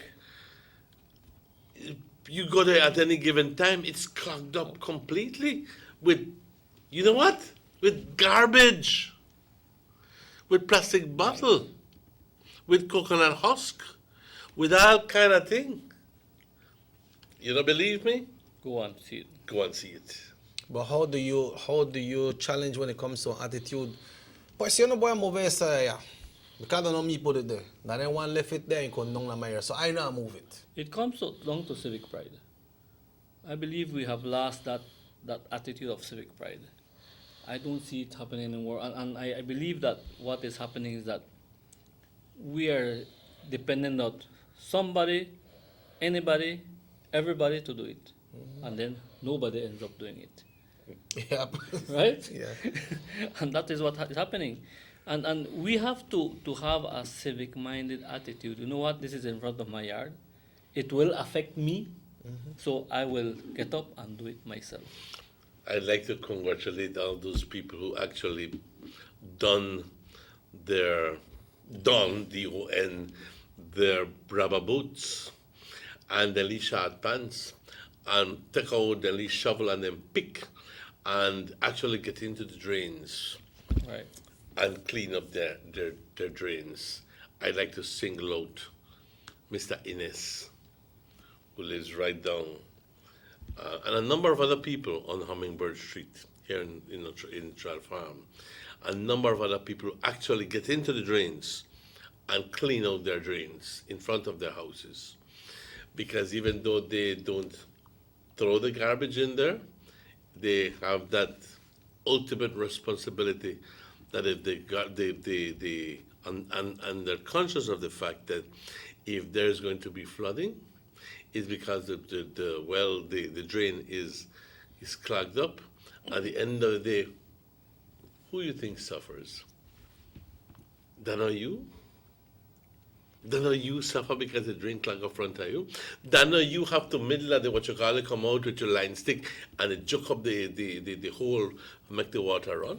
Then are you actually the one who suffers? So why not take on that proactive attitude and do it from much earlier? I remember, and forgive me, but I remember one time I was literally preaching to the audience about this thing, and bam, the same afternoon, the rain comes down, and I'm actually walking down some areas of Trial Farm, and the water is rising, and I go like people pointing at me and saying, "Lo dijiste," and then they said a big bad word. Yeah. You know what I mean? And I go like, te lo dije. Good morning, Sugar City Morning Show. Hello, good morning. Buenos días. But for the persons that live on the riverside here in Orange Walk, we know that all over town, not on the riverside, but we have some neighbors that are very generous to others. Some of them don't have electricity and they got a leave wire we run on the ground, and so if we make the help there. Hello, good morning. Hello, good morning. Yeah. What would you say to these people who are sharing electricity? We know electricity and water no work. No. And also they have some money. We got some big drains. Maybe one time this dry weather median and dig drains and so, or maybe they do a leaf foundation and it's not well covered up. Now is the time to look at what could happen. Like I said, again, preparation. When it comes to electricity, we all know that they don't mix, right? So how safe is it to be sharing electricity during that time, right, of rain and so on? And then when it comes to the drains, is it done in a way that it will alleviate the problem, or will it create another problem, right? Because sometimes we do things and we say, oh, we're going to just dig this drain this way, and we really don't study how the water will run, right? And then we create a more serious problem for somebody else. I want to turn things, to turn things around to another scale and to another dimension even. Douglas, the area, Douglas, can they afford another flood? I don't think so. It will be too expensive. It will be, I think, at this point in time, if we get the massive rains which we expect, it will definitely cost a lot more money than anything. We know that all of the water runs down from Guatemala side, coming down Mexico side, right? So they're right. And that's in a low point. It's like right. almost 0 degrees above 0 feet above sea level. So by nature, it's like water finds its own level. I don't have to explain that to you. But I have seen, as in the past, severe damage being done to Douglas. And I've seen actually pictures of water being in Douglas all the way to the football goalposts, covering the goalposts, which means that area where people live by the riverside is completely flooded. Yeah. And I'll be honest with you, I definitely, if I'm going to build a house, I would definitely never build it in Douglas area. And I would even encourage people to get out of that area. I would even encourage people to get out. And I guess that's the reason why Nuevo San Juan and those areas were built, so people can begin to get out of Douglas, because no hay posibilidad de que Douglas se salga de una inundación como lo vimos en el pasado. Lo siento, pero no saldría de ahí. Y estamos viendo, Mr. Martínez, que gente están rellenando terrenos en el pueblo, en las otras aldeas. Entonces, ¿a dónde va a ir esa agua? Al del otro vecino. Exactamente. Así que, una situación trágica. Pero ahí vivió mi tatito, mi abuelito, mi tatarabuelito, y no queremos ir a ningún lado, excepto Douglas. Pues, ¿sabes qué? Perdóname que te lo diga, pero a veces la vida nos trae unas sorpresas fuertes, papá, y no estamos preparados para lidiar con ello. Considera fuertemente salir de esa área tan pronto posible, porque no estamos llamando una tormenta, no estamos llamando una inundación. Por el amor de Dios, no nos tomes mal.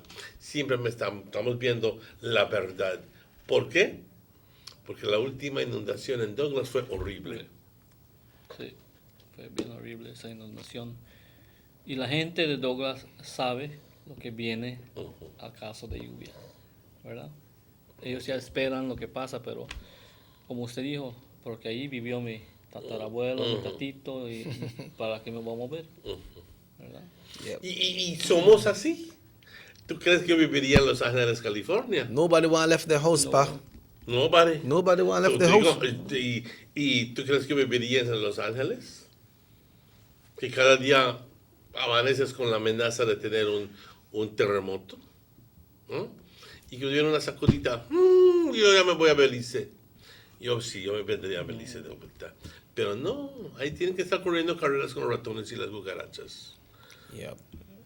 Well, Mr. Leiva, any other information you want to share with Nemo? Because I still got one book. The precautionary information that was sent out was just that, to be prepared, no? And then we have some safety tips that for the hurricane season. Would you like to share them with us? Sure. Let me share the hurricane tips. It's know your emergency shelters, and it's posted online. And if you need any information on those, then the office is open. If you want to call us, you can call us 302-3228. Okay. Right? Or 614-7177. I'm meaning to fix my phone, Mr. Osha. I know it's giving trouble sometimes. So if I don't get your call, bear with me. Sometimes the technology does not help us sometimes, no? Right. And you need to be active. Right, I have to be active. Yes. I'd like to ask you a question. There I go again. Shelters in the villages, are they essentially basically schools and community centers? Yes. Do they have hurricane resistant, hurricane force resistant resistant windows and doors, or are they the regular windows? Most of them are board windows. Most of them. Some of them have hurricane shutters. Right? So most of them, and most of them would be able to withstand up to a hurricane category 3. Most of them. When you say board windows, is it regularly panels? Yeah, a lot of them. Oh, but those don't resist that even category 1, sir. No, but then you have to. If you have a projectile going that will break. That's going to break. Right. So you butt up your windows, like you always say. You still have to butt up your windows. Reinforce them. I'd like to send congratulations to La Immaculada School and those people who actually did the upgrade on all their windows. You're aware of that all of the windows now at La Immaculada School are hurricane wind. They're resistant to hurricane winds. Okay? And I'm very, very glad for that because it's a major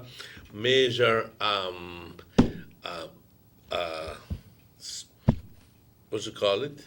Major improvement to major improvement for the school and also as a hurricane shelter.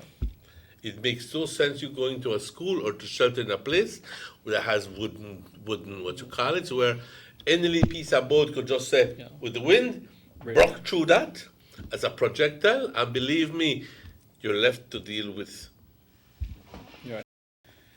the winds. Yep. Anything else on your list? Yes, right. Know your shelters.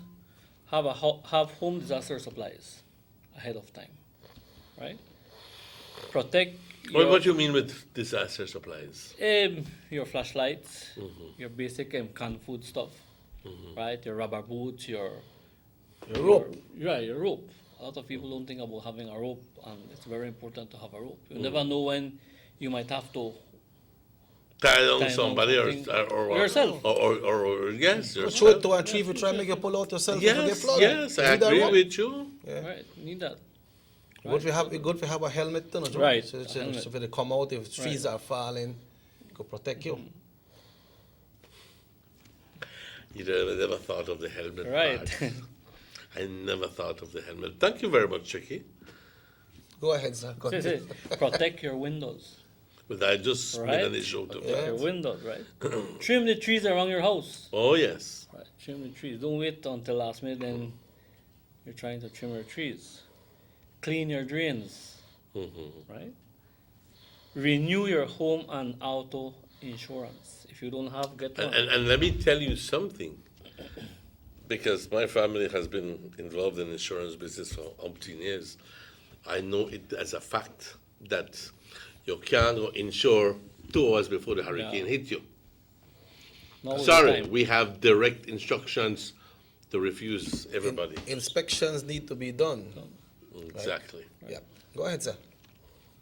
Right, and develop an emergency plan. And I was giving out a family emergency plan this Friday to people in front of ANR. What an emergency plan would be? Okay, the emergency plan, and I have copies that I would gladly share with the general public, which I am doing right now. No?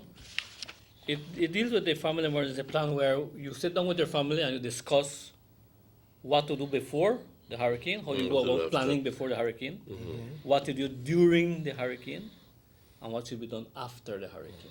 And then you have your emergency contact numbers listed there one time. Who do you contact if you want to evacuate? If you want to evacuate, let's say, before the storm actually reaches, those are the numbers you call. If you have a concern, where do you call? Or where do you call to go to a shelter? Who's in charge of those shelters? Okay. All right. And then you also have a whole list where who should do it, who should do what. Well, that's important enough. Right. Who should do it? Right. And when you should do it. Right. I hear they usually announce on the airlines that when you are on an emergency case, make sure you secure yourself first, and then you help others. Right. Say safety for yourself first is very important. Right. Yeah. Right? Because you can go and save somebody else if you don't save yourself first.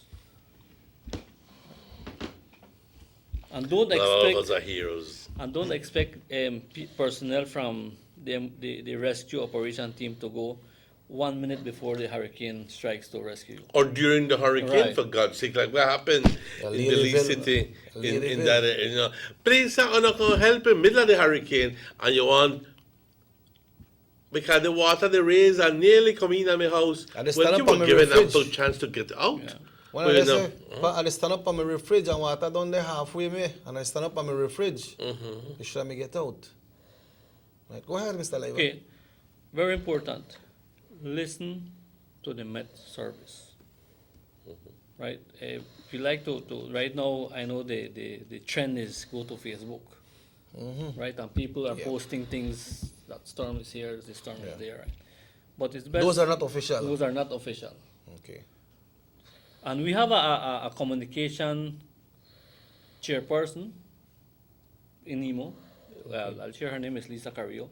She will be the person in charge of disseminating that information to TV and radio stations. Okay. Does NEMO has a Facebook page as well, or? We have created a Facebook page for Orange Walk. Okay. We have a national page as well now. Information will be posted there as well? Right. Okay. Right. That's the reason why we opened that one. Okay. So that, and whatever we do, we will share with the general So whatever is posted on that NEMO Facebook page are accurate information.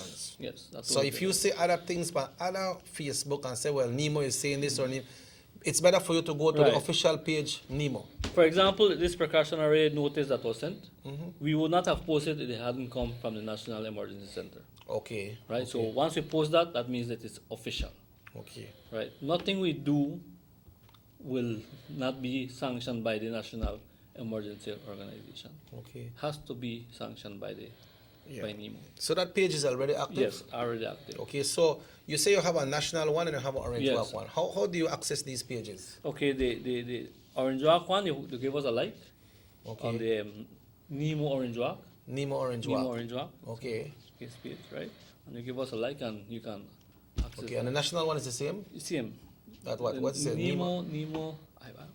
I'll have to get back to you because I Okay. normally Yeah. like why I usually I'm out of the office. I normally don't access that page. Okay. So you can ask questions on that Yes, page you as can, well, you the can. Orange Walk one? Yes, you can. Okay. Yes, you can. And then we'll be posting all of these as well. The National Emergency Family Plan. Okay. And we will be going out again in town and in the villages, providing people with the emergency family plan. Yeah, if we don't get to meet you to pick up one of these farms, are there any way centralized in Orange Walk or the villages where we can pick them up? The chairpersons in the villages, their committees, will actually have this information. Because Okay. we'll be providing them with the family plan, we'll be providing them with the list of the...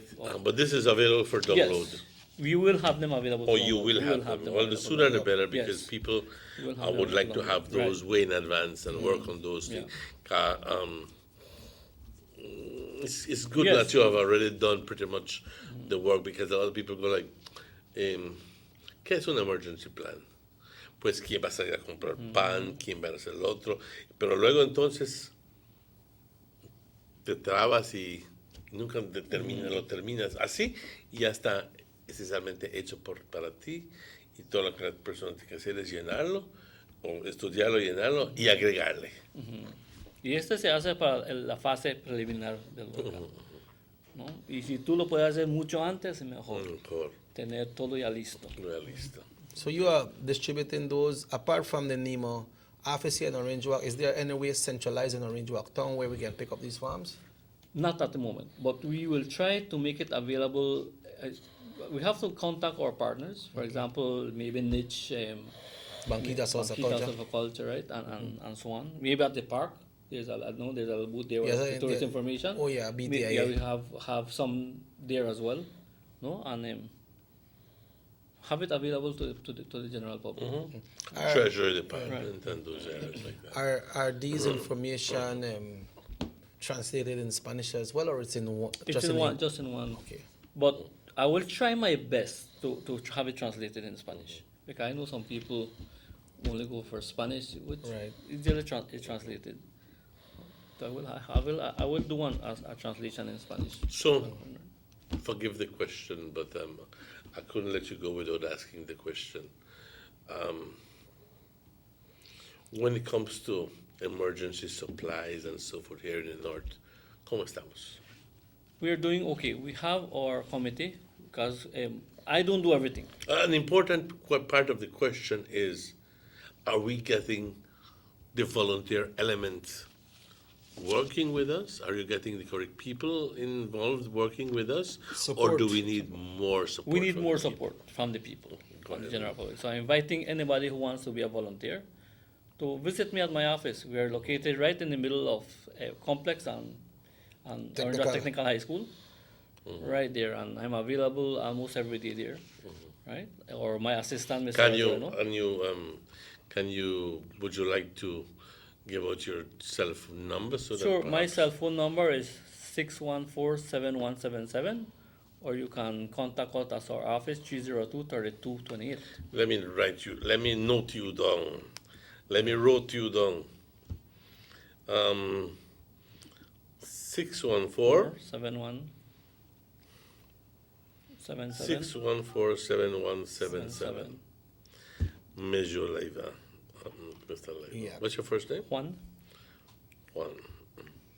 Yeah, so Mr. Leiva, the way we listened to you this morning, seems like Nemo is on a high percentage of well prepared. Yes, we are. Which is good. Anything else you need to add before we close? I'd like to once again encourage people to become volunteers. I know that as a community, we get things moving. We should never forget that we are only as strong as a community. If we try to do things on our own, it will never get done. Right? So I encourage people to be volunteers. I'd like to thank some people from San Esteban who already called me and are volunteering. Good. Right? And proud of you. If you want to, if you don't get to come to the office on next week Saturday at 9 o'clock, I'm having a meeting of volunteers right at my office in Stadium Street. You're welcome to be there. When you say next week Saturday, I mean this Saturday coming? This Saturday coming, right. The 31st? Right, 31st. Okay. Right, at 9 o'clock. Can you say that in español? Voy a tener una junta de voluntarios a las 9 este sábado. Están bienvenidos los que quieran participar, ser voluntarios. Necesitamos a todas las personas, jóvenes, señoras, señores, quieren ser parte de NIMO, están bienvenidos. Yo quiero agregarle a eso, perdón. Muchas veces nos vemos sentaditos en la casa y viendo televisión y diciendo, a mí nadie me pidió que haga ayuda, así que no voy a hacer nada, me voy a quedar aquí en mi casa. Pero típicamente no eres el tipo de persona que se queda en tu casa. Quieres estar ayudando, pero no hay nada malo en ofrecerte, ¿sabes? Decir, yo quiero ayudar. Pues con lo que quiera, con lo que puedas, puedes ayudar. Si es que es canaletear yendo a un lugar en Douglas o llevarle comida a alguien, hey, eso es una oportunidad para ayudar a salvar vidas. Dios no quiera, pero todo es posible. Todo es posible. Y ¿sabes qué hace menos el dolor? Cuando sabes de que hay personas que están ayudándote aquí afuera, que están dispuestas a ayudarte y dispuestos a hacer de su parte para ver que todo funcione bien para toda la comunidad. Eso es un ánimo que va sin decir. Así que únete al esfuerzo de voluntarios de NIMO. Únete, te pido. En vez de estar haciendo nada y quejándote que no tienes nada que hacer y que bla, bla, bla, bla, bla.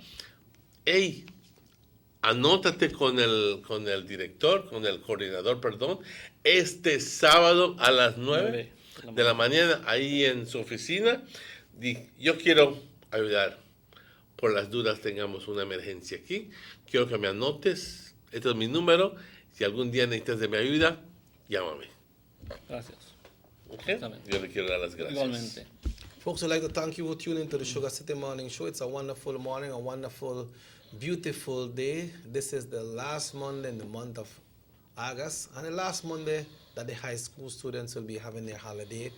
I'm in the primary school, but talking about schools, we want to inform you that last week we mentioned about the schools rally that's on the national program that said on the 20th, but we were made to understand that the school rally will be held on the 13th. The 13th of September, the school rallies will be held. So this is against what had been announced formally. Right. Officially, it has been agreed upon that it will be on the 13th, and that's... I endorse that. Right. Because it would have been too much hula-bulu for this for one day. Yeah. Too much what? Hula-bulu. No, too much action.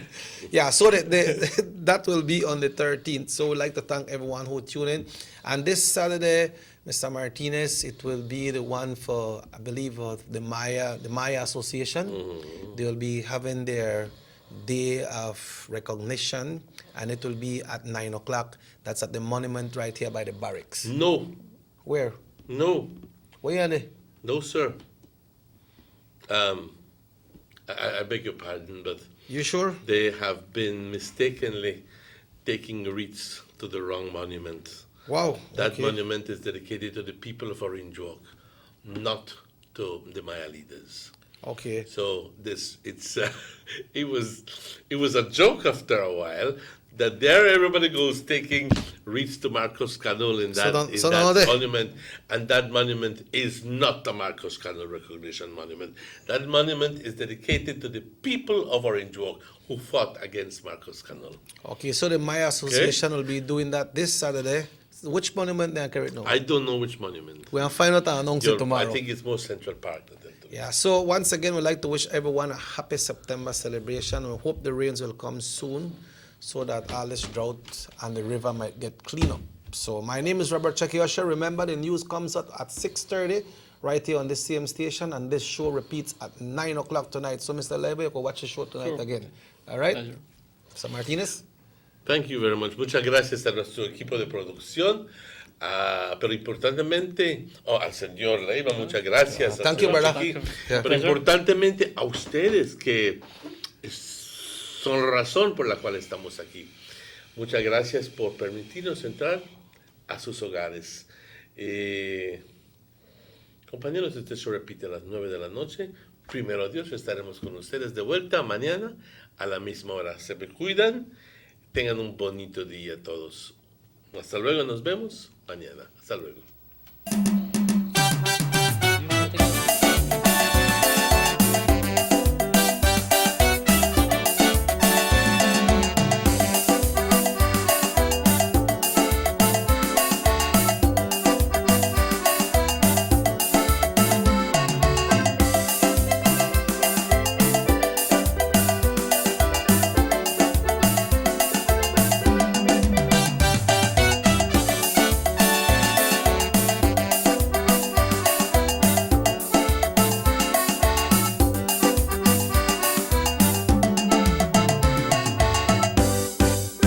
Sugar City Morning Show.